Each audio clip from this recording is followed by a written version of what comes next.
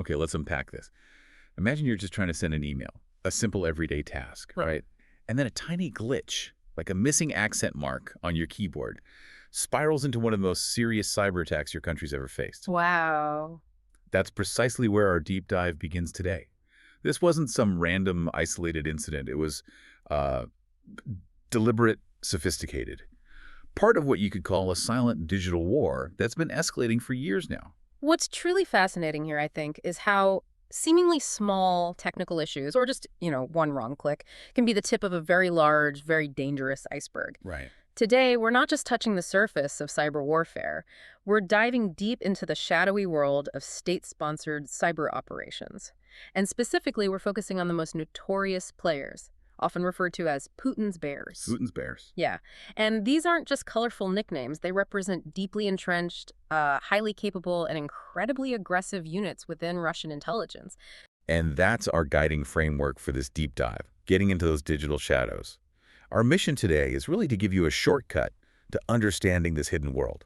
A shortcut packed with surprising facts, maybe some aha moments, and practical insights too.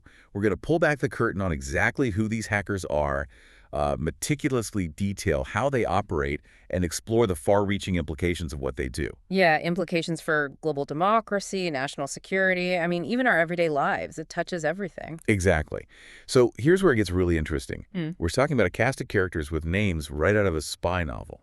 Fancy Bear, Lazy Bear, Berserker Bear, Voodoo Bear, Toxic Bear. Sound like a spy novel. Doesn't it? But these aren't whimsical monikers the hackers dreamt up themselves. They're the metaphorical nicknames given by, like, Western intelligence and cybersecurity firms to these specialized units of Russian intelligence services. Right. You can think of them as different divisions, maybe, of a single formidable cyber army. Each one has its own focus, its own preferred methods, but they're all comprised of some of the most dangerous and relentless hackers out there. Okay. Indeed. And while each of these bears has distinct objectives, sometimes they overlap. Whether it's meticulous intelligence gathering, or maybe publicly exposing sensitive info, or just wreaking havoc, disrupting critical infrastructure. They all share one critical unifying trait: their extreme dangerousness and their direct link to the Russian state. Their operations, they go far beyond just disrupting computers or networks. Right. They are, in essence, a direct and persistent threat to Western democracies. They serve as potent tools of destabilization, psychological warfare, political manipulation. So information warfare, basically. Exactly. It's a modern form of information warfare where the battlefield is increasingly digital and the targets are often, well, the very foundations of democratic societies. And their past targets really show this reach, don't they? Absolutely. Their reach and ambition, I mean, from infiltrating the German parliament, getting into the email inboxes of elected officials, to throwing their full weight behind Donald Trump's 2016 campaign and playing a key, really devastating role for years in Russia's brutal war against Ukraine. It's not just about stealing secrets, then. No, not at all. It's about shaping reality, eroding trust, exerting influence on a truly global scale. Okay, so let's dig into the first major case study then, the one that really illuminated how insidious these operations can be and kind of forced the West to confront this new type of silent invasion. Right. The 2015 attack on the German parliament, the Bundestag. And it all started with something so mundane, so seemingly harmless, like a misplaced accent mark on a Friday afternoon. It's almost unbelievable when you think about it. So picture this. Claudia Height, she's an assistant to a member of the Bundestag, Germany's parliament. It's May 8th, 2015. Warm Friday, spring, weekend's almost there. She's trying to draft an email, but suddenly the accent mark on the U character, like in Bureau or München, it just won't work. Weird. Yeah, seems strange. She tries the usual stuff. Closing word, opening it again, rebooting the whole PC. Nothing. Nada. Right. Now, the Bundestag, like any big place, has its own internal IT hotline, 117. So she calls, explains this peculiar issue, and she even kind of ventures a guess, say maybe her PC is infected, like with a Trojan or something. Okay, so she suspected something wasn't right. She did, but at this point, the IT guys are pretty dismissive. They tell her, it's probably just a software bug, routine stuff. Nobody, not even Claudia, realizes how truly serious this is, because Claudia had indeed been hacked. But it wasn't just her computer. While she was still on the phone with that hotline, the digital invaders were already deep inside the Bundestag systems. Oh, wow. Putin's bears were basically running wild right through the heart of Germany's political system, and nobody even knew it yet. This incident really highlights a critical vulnerability, doesn't it? That human element, the initial dismissal of seemingly minor glitches. Yeah. And the hackers behind this, Fancy Bear, they're known for meticulous planning.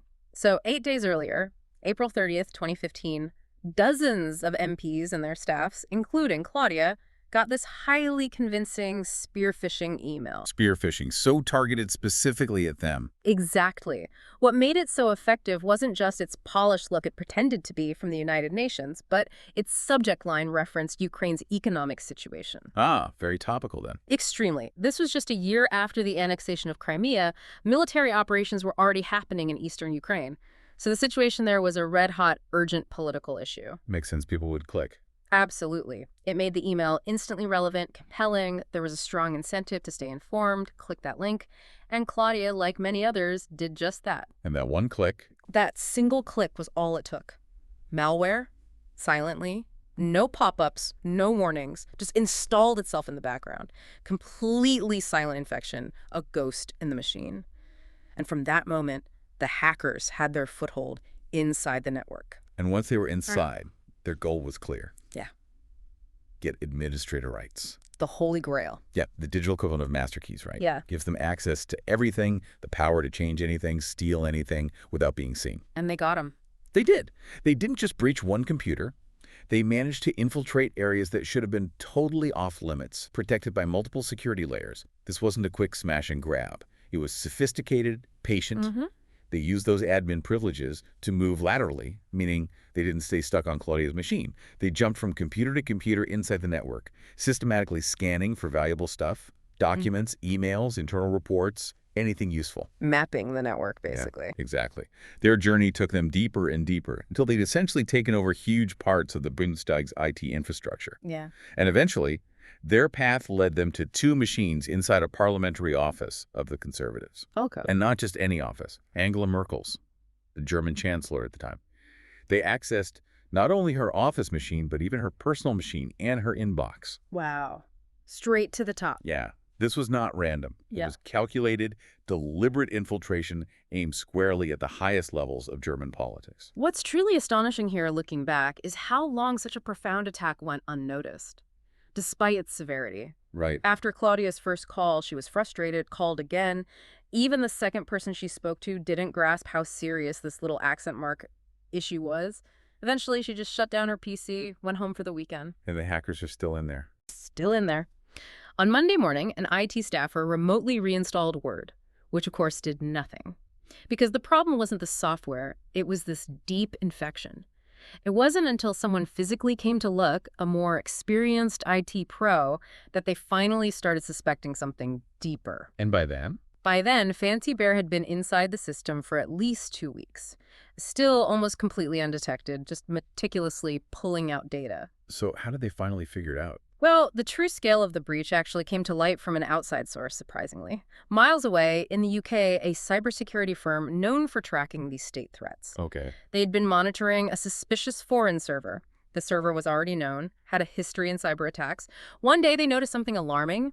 That very server connects to machines deep inside the Bundestag network. Uh-oh. Yeah. The firm immediately recognized the gravity, alerted the German Federal Office for the Protection of the Constitution. A day later, the warning finally reaches both the Bundestag's Classified Info Office and the Federal Office for Information Security, the BSI, in Bonn. Finally getting to the right people. Well, almost. This is where, administrative channels, bureaucracy maybe, added a delay. That urgent warning took a brisk 3 full days to actually land with the people who could understand its huge implications. 3 days, while the hackers are still potentially active. Exactly. But once that warning finally landed on the right desks, you can imagine the wave of realization hitting the BSI. Someone finally got the horrifying scope of what was happening. So scramble the jets. Pretty much. The BSI quickly dispatched a special team to Berlin. Urgent mission, comb through the logs, those automatic records on computers, tracking every action.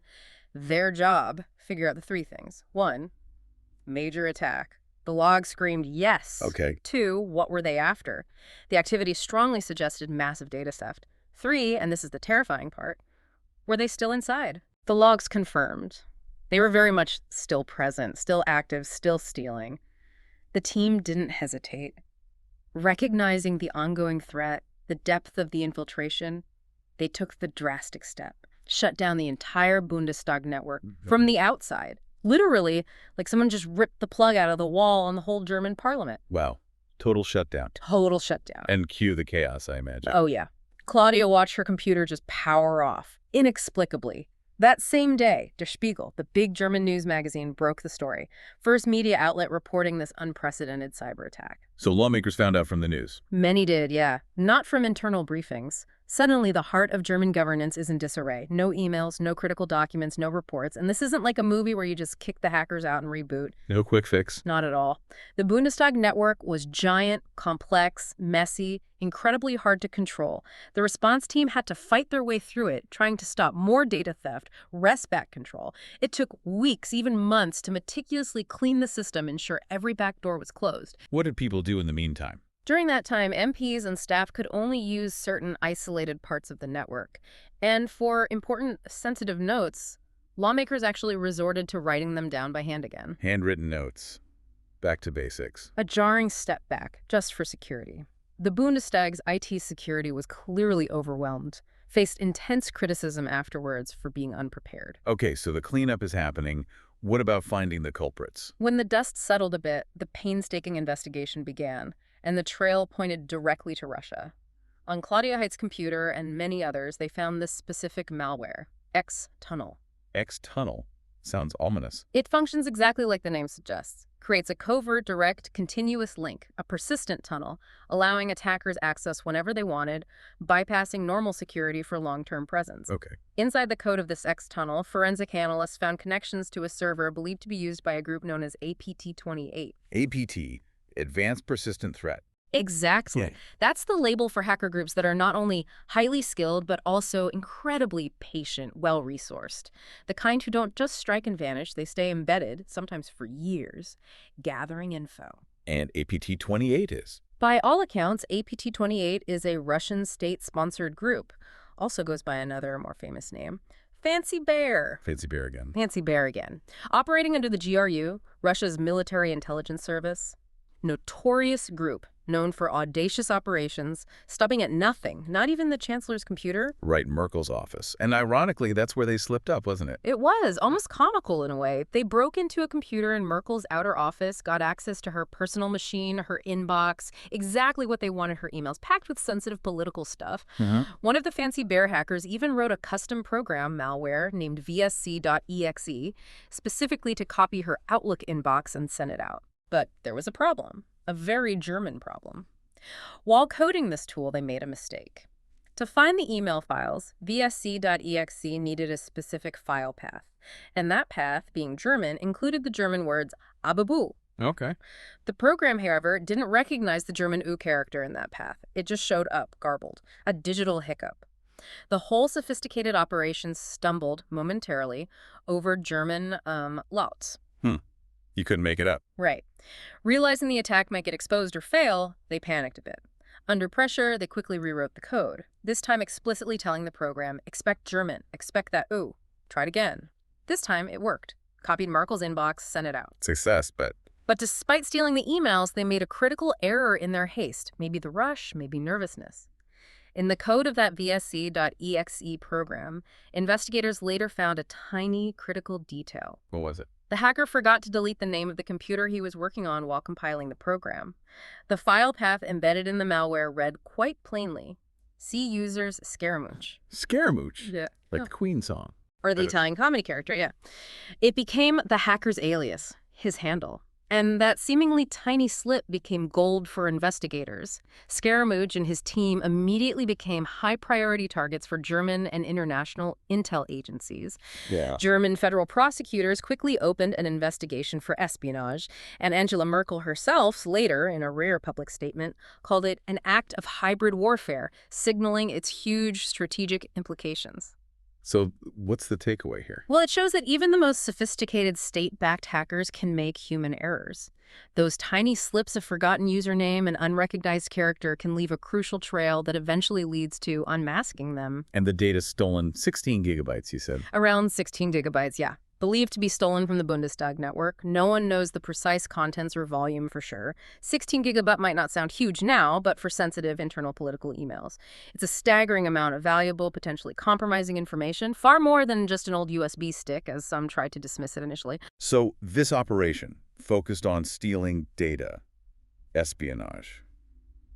It was really just a prelude, wasn't it? In hindsight, absolutely. If they stole some files, what could they really do with that? The world was about to find out. Yeah.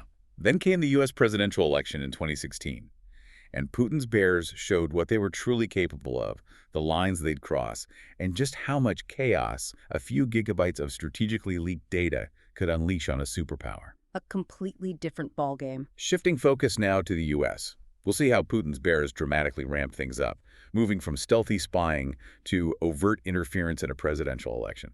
A campaign that would unleash, well, unprecedented chaos and really redefine modern political warfare. It all kicks off mid-2015. Brash real estate mogul Donald Trump announces he's running for president. At first, nobody in D.C. or the media takes him seriously. Right. He was seen as a novelty act, mostly. Exactly. Yeah. But because he's so different, so unfiltered, saying things nobody else would dare, the media can't stop talking about him. His outrageous statements, Mexico will pay for the wall, I could stand in the middle of Fifth Avenue and shoot somebody. Unbelievable stuff. ISIS is honoring President Obama. He is the founder of ISIS. Public outrage, disbelief, but also, surprisingly, widespread support grows with each headline. By early 2016, Trump's not the oddball anymore. He's the undeniable Republican frontrunner, heading for a clash with the seasoned Democrat Hillary Clinton. And half a world away in the Kremlin, Vladimir Putin is watching all this very closely. He had a deep, enduring dislike for Hillary Clinton. It wasn't hidden. They had history. They did. Back in 2011, when Clinton was Secretary of State, Russia had parliamentary elections. She publicly questioned if the vote was rigged, a direct challenge to the Kremlin, which fueled massive protests across Russia. Putin didn't like that. Not one bit. He accused the U.S. of stirring up those protests, never forgave her for what he saw as direct interference. Politically, she'd been one of his toughest opponents globally.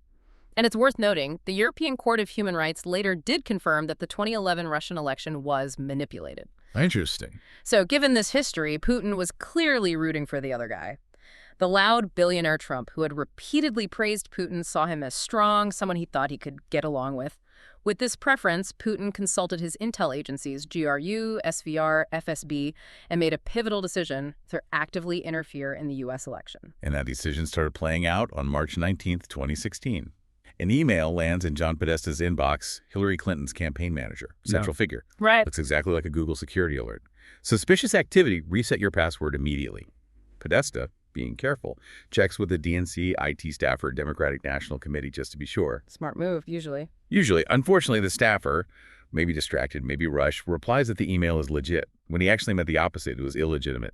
Oh, no. A typo with huge consequences. Massive. Podesta assumes it's safe, clicks the link, enters his login details on what looks like Google, but it's actually a perfect fake site run by the hackers. And they're in. That was it. They were in. Fancy bear again. Same GRU group from the Bundestag hack. Now they have unfettered access to Podesta's entire digital life. Yeah. Internal communications, emails, schedule, everything campaign-related. Yeah. They ultimately steal a staggering 50,000 of his emails. 50,000 just from him. Just from him. Yeah. This spear phishing, it's so effective because it's tailored, specific, hard to spot. Using the same approach, Fancy Bear targets 300 more people in Clinton's campaign, unknown how many fell for it. Wow. Early April, weeks after Podesta, they hit another key target. The DCCC, the Democratic Congressional Campaign Committee. Yeah. More convincing emails, technical exploits. They steal credentials from at least one DCCC employee. And Again, they're just walking through the doors. pretty much. Once inside, Fancy Bear uses two main malware types, X-Agent, a versatile backdoor, and X-Tunnel, same tool from Berlin, creating those persistent, covert links. Right. While digging through the DCCC, they find something even better. Credentials, letting them slip right into the DNC, the Democratic National Committee, the heart of the party. The main prize. Exactly. There they uncovered detailed campaign strategy docs, donor lists, opposition research, and critically, a damaging file on Donald Trump himself, full of potentially harmful info. What's truly astonishing here, and really speaks to the complexity of intelligence work, is that Fancy Bear wasn't even alone in there. What do you mean? Unbeknownst to Fancy Bear, another set of Russian hackers, Cozy Bear, most likely SVR, Russia's Foreign Intelligence Service had actually been inside the Democrats' network since June 2015. A full year longer. A full year longer. Cozy Bear is known for being quiet, methodical, patient. They target governments, think tanks, political groups, often without leaving much trace. So 2 different Russian groups were inside the DNC at the same time and didn't know about each other. It seems so. And here's a truly surprising twist. Back in 2014, Dutch intelligence, the MIVD, pulled off an incredible counter-hack. They got access to surveillance cameras inside the building where Cozy Bear operates, like in their coffee room and computer ops center. They were watching the hackers. Literally watching the hackers at work, observing their screens, activities in real time. This unprecedented access let the MIVD see in detail that Cozy Bear was crawling through the DNC systems. So the Dutch warned the Americans. They did. The AIVD, Dutch intelligence, warned their U.S. counterparts early on. That warning reached the FBI by September 2015. An agent in D.C. called the DNC, told them Russian hackers were inside. Okay, so alarm bells. Tragically, no. The warning went nowhere. Landed with lower-level IT staff who maybe were overwhelmed, maybe didn't believe it without proof, basically ignored it. Senior DNC leadership later claimed they didn't even know, a huge point of contention. So the hackers could have been caught much earlier. Much, much earlier. If anyone had looked closer, elevated the warning. If they'd found Cozy Bear, they likely would have seen Fancy Bear too. The summer of 2016 might have been very different. Those devastating leaks might have been averted. But they weren't. Back to spring 2016. Fancy Bear has the data. What next? Next phase. Massive leak and destabilization campaign. They launch a website, dsx.com. Starting in June, they drop bombshell after bombshell, stolen DNC documents, emails. How do they cover their tracks? To hide the state sponsorship, create plausible deniability, they invented a fake online identity, Guccifer 2.0, supposedly a Romanian lone wolf hacker. Guccifer 2.0. Yeah, Guccifer got a blog, reached out to journalists, selectively offered up stolen files. The DNC hack dominated headlines, became breaking news, media firestorm.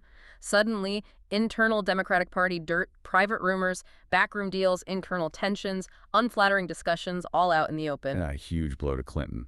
Crippling. Emails seem to show the DNC favoring Clinton over Bernie Sanders in the primaries when they should have been neutral. Stuff about her Wall Street speeches, alleged anti-Catholic bias among staffers. And Trump? Trump, ever the opportunist, jumped right on it. At a rally, he famously says, "Russia, if you're listening, I hope you're able to find the 30,000 emails that are missing." He actually said that. He did. I think you will probably be rewarded mightily by our press. Clinton was already under pressure over her private email server. The FBI confirmed she deleted private emails from it, fueling suspicion she was hiding something. Trump strategically tied that existing controversy to the new leaks, amplifying suspicion. Timing. Perfect timing. That very same day, Fancy Bear, sensing the moment, sent 76 more spear-phishing emails to Clinton's staff, capitalizing on the frenzy. The cumulative impact must have been huge. Profound. While it's almost impossible to measure exactly how much influence the hacks and disinformation had, or if they definitively tipped the election, many experts, like political comms scholar Kathleen Hall Jamieson, agree they had a significant, measurable impact. So Russia did successfully interfere. To a considerable extent, yes. What started as chaos from leaks turned into something more focused, a clear attempt to help Trump. Just over a month before Election Day, the hackers delivered the biggest payload. Podesta's entire 50,000 email archive given to WikiLeaks. WikiLeaks. Then, week after week, those emails were strategically released, timed for maximum damage. Some more dramatic than others, but all grabbing headlines, fueling negative narratives. The constant drip, drip, drip of leaks created this lasting public impression that something shady was happening inside the Democratic Party. And Clinton's campaign. Lost momentum.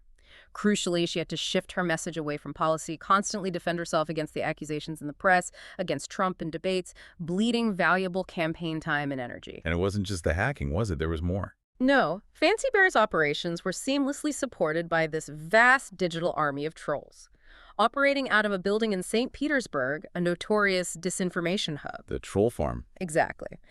These state-sponsored operatives flooded social media with manipulated content, fake news, polarizing posts, amplifying the leaks, sowing discord. Some even organized real-life protests in U.S. cities, recruiting unsuspecting people through fake online groups. Wow. It's a whole ecosystem. It is. This whole thing is widely seen as the most effective hack and leak operation ever pulled off.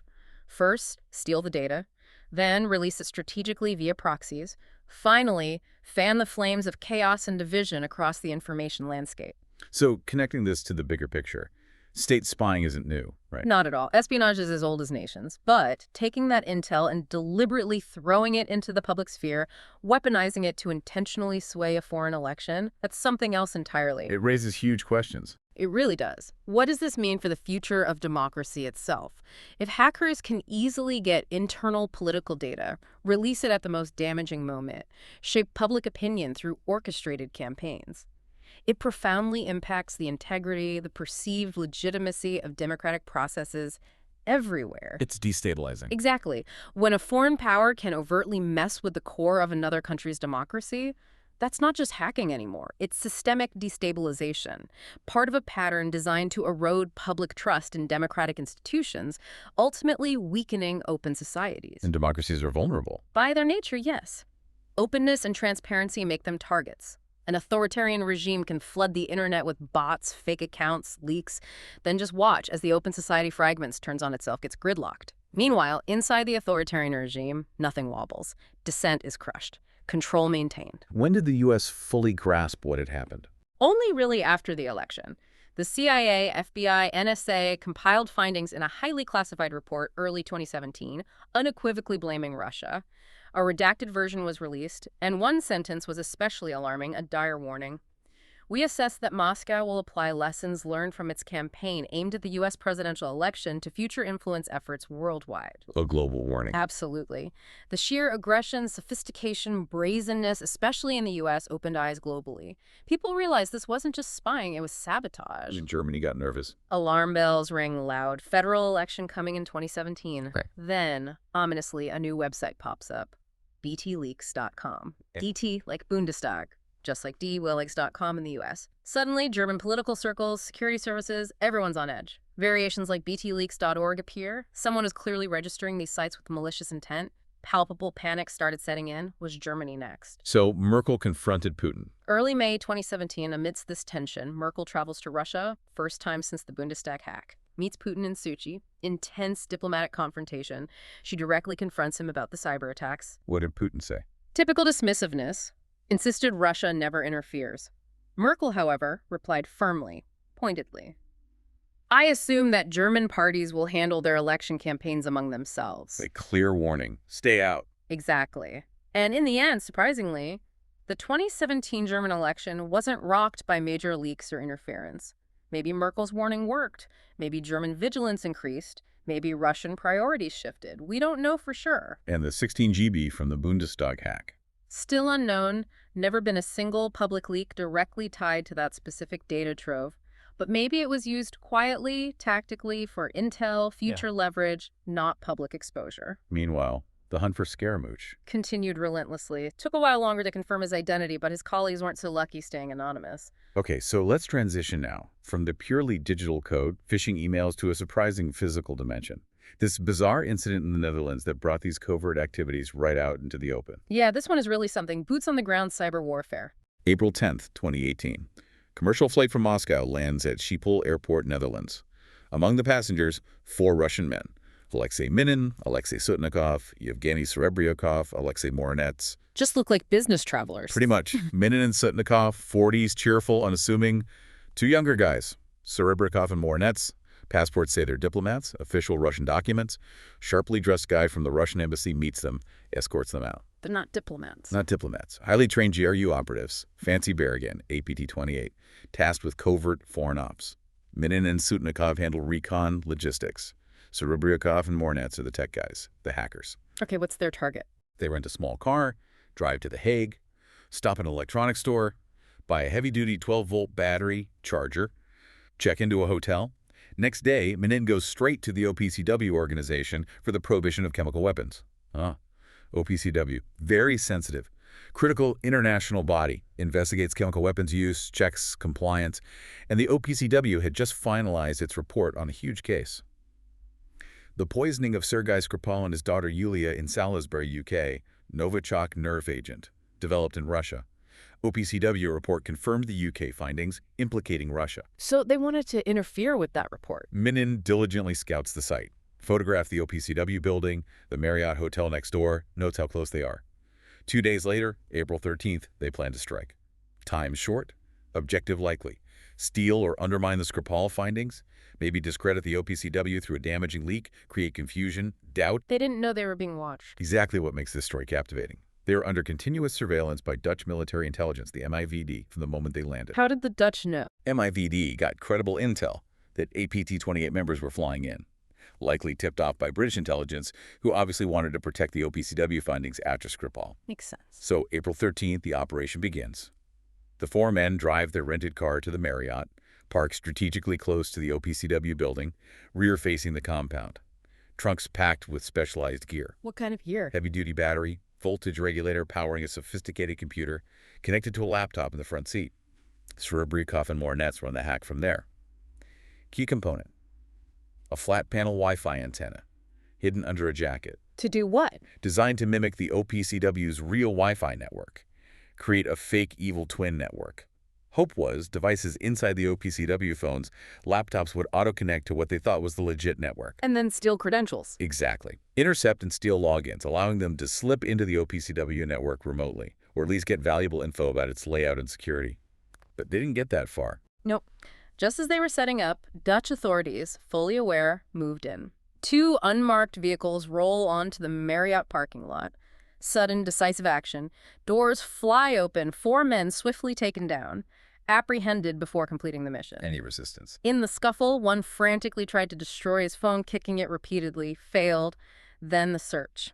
Plastic bag of hotel trash, beer cans, wrappers, receipts, almost amateurish attempt to cover tracks. Anything else? Large sums of cash, 20,000 euros, $20,000 in crisp sequential bills. Suggests state funding. Most incriminating. A crumpled taxi receipt in Mornet's bag, meticulously documenting a ride from the GRU barracks in Moscow directly to the airport on departure day. Wow. Smoking gun. Pretty much. And their digital devices told an even bigger story. One phone, bought day before the trip, first pinged a cell tower right next to GRU HQ, confirmed their origin, The tops. revealed a broader mission trail. Links Srebrenikov to past ops. He was in Lausanne, 2016, likely targeting WOT, World Anti-Doping Agency, after Russia's Olympic doping scandal. December 2017, he was in Kuala Lumpur. Reportedly tried hacking Malaysian police, who were investigating the MH17 plane crash brought down by a Russian missile over Ukraine. A pattern emerges. Clearly. And they weren't stopping at OPCW, had train tickets to Bern, Switzerland. Next target likely, the Spies Lab, highly secure facility, also analyzing Novichok samples from Skripal. A clear pattern of targeting inconvenient truths. This raises that fascinating question. Why get physically close? Why not just hack remotely? Right. Sometimes sending phishing emails or distant attacks isn't enough. You might need to know the physical network layout, wireless security, even observe people, routines, vulnerabilities to craft better exploits. Crucial for bypassing highly secured, air-gapped networks or implanting physical devices. The cleaning crew. That's the nickname German journalists gave them, because they often showed up after something major went wrong for Russia. Skripal, MH17, trying to clean up the narrative, discredit findings. And the Dutch went public. That's unusual. Highly unusual for intelligence agencies. But this was a major, undeniable win. The MIVD held a very public press conference, showcased the seized equipment, the incriminating evidence, deliberate strategic choice, expose Russia's brazenness, send a strong deterrent message. What happened to the 4 men? Eventually released, sent back to Russia 5 months later. Likely complex diplomatic reasons, avoiding direct arrests. Their mistakes, the taxi receipt, the phone seemed almost amateurish for a state offer. Why keep the receipt? Yeah, why? Well, they aren't mythical hooded figures in cyberspace. They're civil servants in a way. Hackers on a schedule, assigned tasks, maybe bad coffee, strict rules, like any bureaucracy. They just happen to work for an authoritarian regime and weaponize code. Russia, predictably, denied everything, claimed they were just on a routine diplomatic trip. Right. With a trunk full of hacking gear. Exactly. Nothing screams routine like that. But the crucial takeaway here, this weird hotel parking lot thing showed Putin's bears can be stopped. They're not infallible. That's a really important point. Germany fended off an NGO attack, believed to be Fancy Bear, before their 2017 election. Macron's 2017 campaign in France successfully defended against a similar email leak attempt, learning from the U.S. experience. Building resilience. And in the U.S., the response to the election interference came loud and clear: tangible accountability. 2018, U.S. Department of Justice sends an unequivocal message. February, DOJ indicts 13 Russian nationals, 3 Russian companies for interfering in the election. Beaming names. Not long after, another sweeping indictment specifically targeting Fancy Bear operatives. FBI detailed exactly how they traced the DNC hack back to individual Russians. Multiple names listed, identified as Russian citizens working for Russian intel. Any arrests? Hackers themselves remain safe in Russia, protected. No arrests followed. But their identities are known. Much of the world is off limits. It was a clear line in the sand.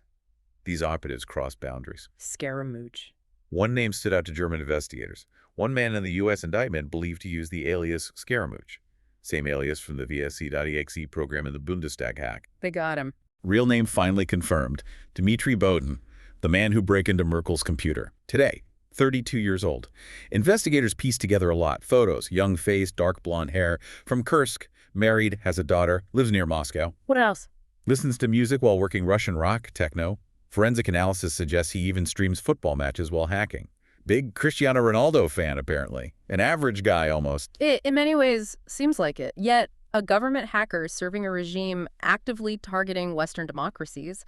May 2020, German federal prosecutor formally filed charges against Bodin, too. And Putin's reaction to all this? After the first indictments in 2018, Putin did an NBC interview, confronted directly about the interference. 13 Russians indicted. Why would you allow an attack like this? Putin famously responded with chilling indifference. I don't care. I couldn't care less. Wow. The reality is, while some operatives are identified, operations exposed. Putin's bears weren't captured. Their operations weren't dismantled. This isn't a story with a clean, satisfying ending. Not at all. So operatives unmasked, methods exposed, the world watches, learns. But the bears kept evolving. Let's turn now to the most recent devastating use of these cyber capabilities. The full-scale invasion of Ukraine in 2022. A conflict that turned the nation into Russia's relentless, real-world cyber test battlefield. A chilling preview, maybe, of future conflicts? Yeah, the Ukraine situation really brought it all together. February 24th, 2022. Cold, pre-dawn Moscow. Day barely begun, but Unit 74455 is at work. A quiet man heads to his desk early, takes the metro at Polyansk Station. Familiar 10-minute walk through the cold, lights a cigarette before entering the imposing building. The GRU aquarium. Exactly. Part of Unit 74455, better known abroad as Sandworm or Voodoo Bear. At his desk, pulls up a chair. Time to go to work. Execute. He and his colleagues spent months meticulously preparing for this exact moment. Now just a few final clicks, the culmination of countless hours of recon, infiltration. Meanwhile, in Texas. Thousands of miles away, Austin, Texas. Still February 23rd evening.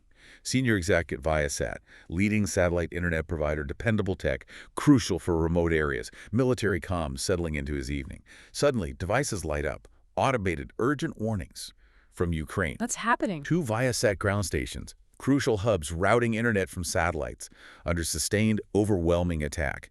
Flooded with malicious data packets, satellite internet needs these ground stations. If they crash, nothing gets through. Now they're totally overwhelmed, overloaded, can't deliver connectivity. A denial of service attack. But the Voodoo Bear operative in Moscow wasn't finished. These DOS attacks, while disruptive, can sometimes be fought off. This one kept escalating. Terrifying precision. How so? Internet providers usually have remote access to customer modems for updates, troubleshooting. That access should be highly secure. Viasat's critically wasn't secure enough. Voodoo Bear had already infiltrated Viasat's network months earlier, patiently establishing a deep foothold, lying in wait. Exactly. At the precise moment of the invasion, they sent a devastating command to the modems. Not just disrupt traffic, but force them to download malicious code that permanently wiped essential login credentials stored on the devices. Bricking the modems. Permanently. Without credentials, modems can't authenticate, can't connect, go offline. Useless. Attacks spread with horrifying speed, efficiency. Viasat execs stared at his screen. 30,000 modems across Europe now just e-waste, permanently bricked. The ripple effects. Huge. Germany, 5,800 wind turbines, relying on Viasat for remote control, abruptly offline.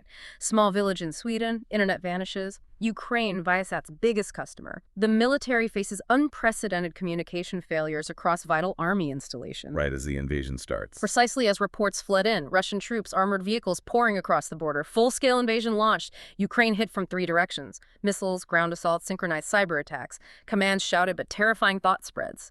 What if comms go down entirely, dashboards fail, surveillance feeds black? Pure chaos. The Viasat attack. Highly effective, strategically executed cyberstrike, perfectly timed with the physical invasion, designed to cripple command and control at the most crucial moment. But for Ukraine, this wasn't new, was it? Not at all. Not an isolated incident. Ukraine's been in Russia's cyber crosshairs for years. Not just since 2022, but back to 2014, right after Crimea annexation. That year, Russia first tried hacking Ukraine's elections, clear precursor to 2016 in the U.S. And the power grid attacks. 2015, again 2016. Voodoo Bear famously took down parts of Ukraine's power grid, plunged regions into darkness for hours.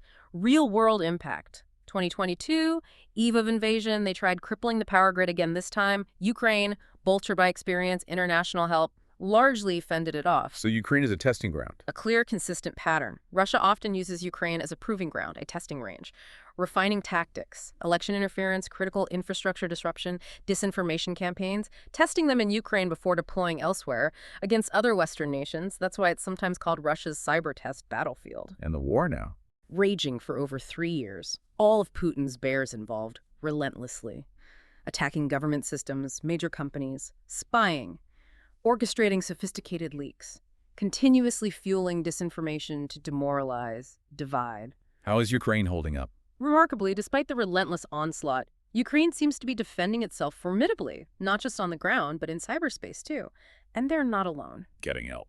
Supported by several leading Western cybersecurity firms, providing critical intel sharing, defensive strategies, incident response, helping build more resilient digital infrastructure. Ukraine's become a living laboratory for cyber defense against a persistent, top-tier adversary. So we bring you back to the present. Critical reminder. The threat from Putin's bears isn't just ongoing, it's constantly evolving. They're still out there, dangerous, determined as ever, pushing the boundaries of cyber warfare. And new information keeps emerging.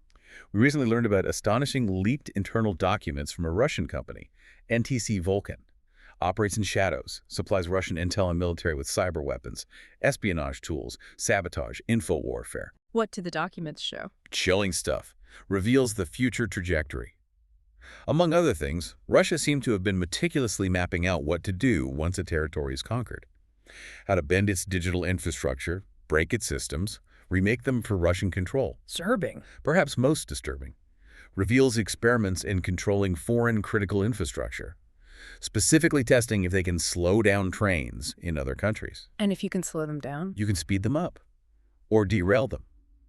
The implications for national security are profound. Knowledge is most valuable when understood and applied, right? One thing is certain. We haven't heard the last of the bears. Not by a long shot. What can we do? In the years ahead, as these digital conflicts intensify, evolve, we'll have to stay incredibly alert. Learn to spot their traps, tricks, carefully laid bait, whether it's a convincing fish, a seemingly minor glitch, or even physical presence near a target. Because once they're inside our systems, critical infrastructure, the fabric of democracy, it rarely ends well. So vigilance is key. Critical thinking, healthy skepticism of information, robust digital hygiene, essential in a world of info overload, especially against sophisticated, persistent, state-backed threats. We've taken you deep into the clandestine world of Putin's bears today.